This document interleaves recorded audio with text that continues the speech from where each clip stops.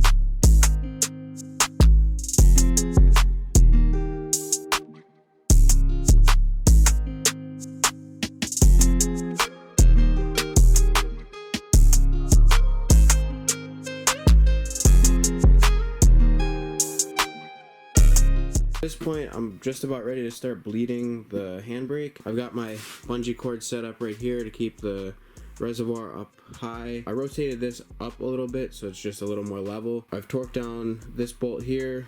I ran the brake line underneath the tank, not underneath the cross member of the frame. I didn't go underneath like where the subframe is. I just have it basically going here, and then it comes out around here, inside to outside, back to inside, and then around.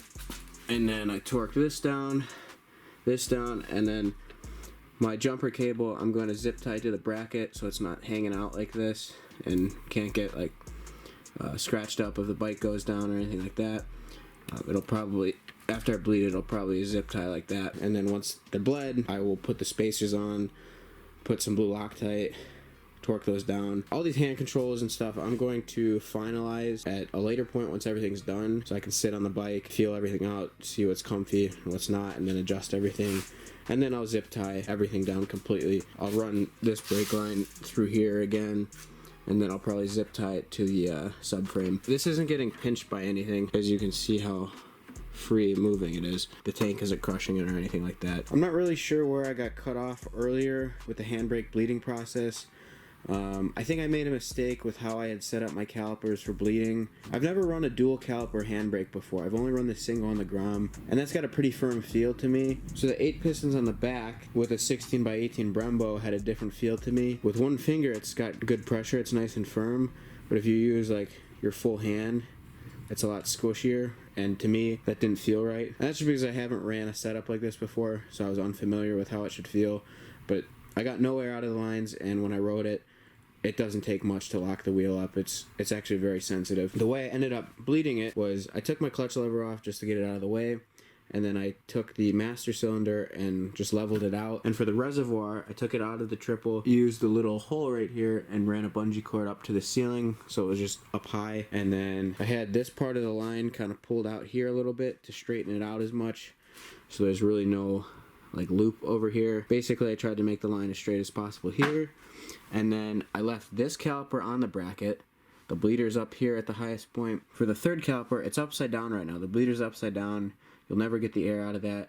So I took it off of the bracket and then used the stock rear rotor that was on here and put it in between the pads and just used some pieces of wood and clamped it together so it would stay in one spot. So basically I had this caliper here, and then this line stretched out this way to the other caliper there, so it kind of went like this and followed its way up. That way, whatever air is trapped down here will come out, and then since the master cylinder is at a higher point, it should eventually travel all the way up the line and up and out the master. And after setting it up like that, I had no problems getting all the air out. But a 16 by 18 connected to 2 4-piston calipers is gonna feel a little spongier than if you're just doing, like if you're coming from a Grom or whatever. With one finger, it's not that bad.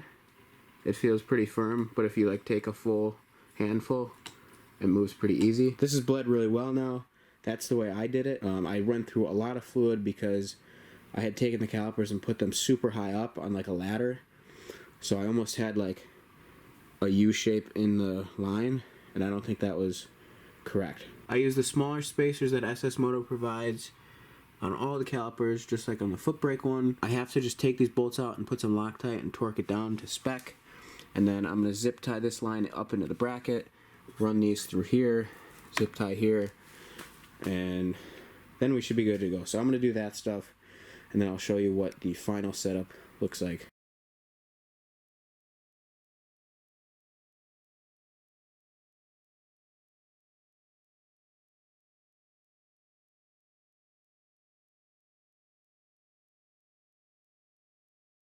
Hide a stash in the carpet. Yeah, we trapping out apartments. I ain't done where you start shit. To be honest,